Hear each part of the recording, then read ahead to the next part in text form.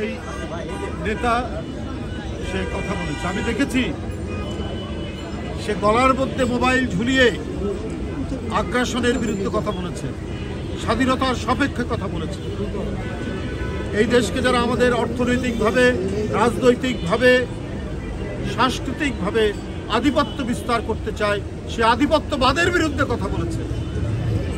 আজকে তার নিবন্ধন দেওয়া হচ্ছে না, তাহলে আপনারা কাদের নিবন্ধন দেবেন?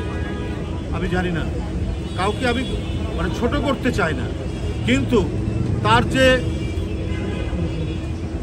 চিন্তা এবং রাজনৈতিক তার যে সংগ্রাম এবং কর্মসূচি, সেই অনুযায়ী সে যে রাজনৈতিক দল গঠন করেছে, সেই রাজনৈতিক দলের নিবন্ধন অবশ্যই সেই প্রাপ্য।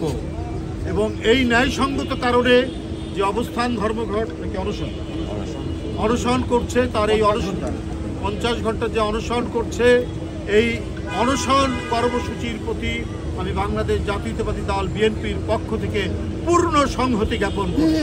ধন্যবাদ।